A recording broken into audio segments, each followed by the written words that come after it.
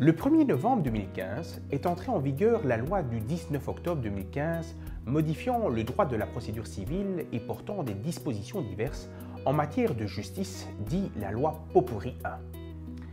Cette loi réforme plusieurs aspects importants de la procédure civile et porte notamment des modifications sur les points suivants: les règles sur les vices de forme, la suppression quasi totale du rôle d'avis du ministère public, la généralisation des chambres à juge unique, la communication informatisée au sein de la justice et la structure aux conclusions. L'avocat doit dorénavant respecter des exigences de forme et de fond dans la rédaction des conclusions. Conformément au nouvel article 744 du Code judiciaire, les conclusions devront respecter la structure suivante. Premièrement, l'exposé des faits pertinents pour la solution du litige. Deuxièmement, les prétentions du concluant.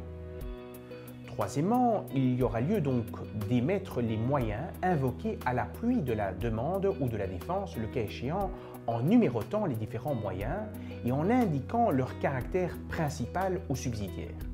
Enfin, la demande quant au dispositif du jugement, le cas échéant en indiquant le caractère principal ou subsidiaire des différentes branches.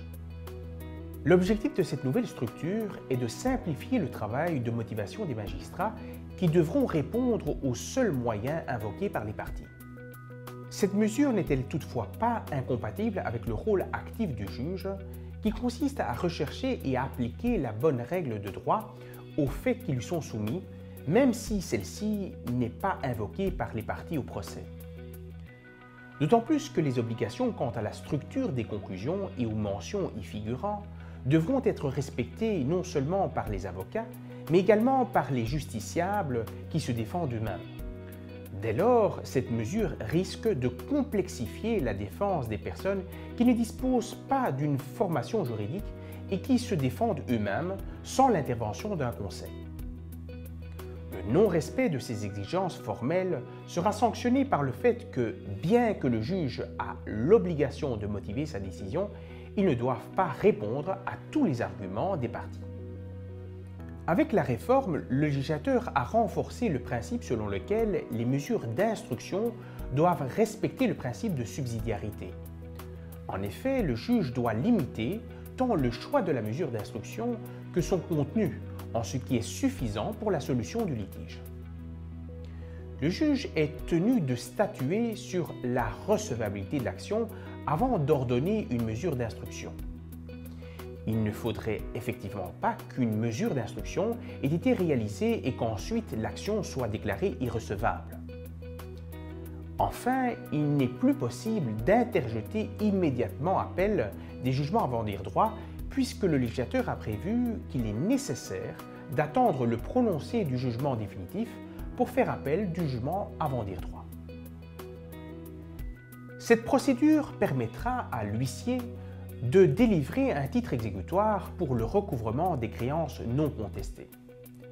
La nouvelle procédure administrative instaurée concerne uniquement les relations entre commerçants, relations B2B.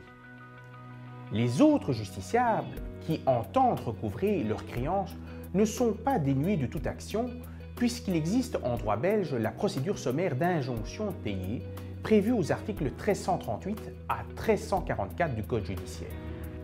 Par ailleurs, concernant l'organisation judiciaire, une des modifications les plus importantes est le traitement généralisé des affaires par des chambres composées d'un seul juge, en lieu et place des chambres à 3 juges. Le Conseil supérieur de la justice, dans son avis du 27 mai 2015, met en évidence le fait qu'une décision rendue par une chambre à plusieurs magistrats est plus objective et légitime. Dès lors, avec l'adoption d'une telle mesure, la qualité des décisions de justice ne risque-t-elle pas d'être affectée?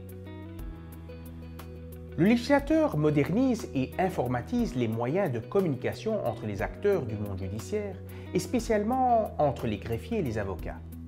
Cette procédure électronique peut amener des gains d'efficacité appréciables grâce à la diminution des frais de port et à la réduction du travail administratif sans que les droits des parties ne soient compromis. Enfin, la nouvelle loi Pot-Pourri 1 supprime l'obligation du ministère public de rendre un avis dans les affaires civiles. L'intervention du ministère public devient dès lors facultative. Avec cette réforme, il est à craindre que le ministère public renonce lui-même à exercer son rôle d'avis dans la plupart des procédures civiles. Or, l'avis du ministère public dans les matières civiles mettant en cause l'intérêt des mineurs revêt une importance capitale.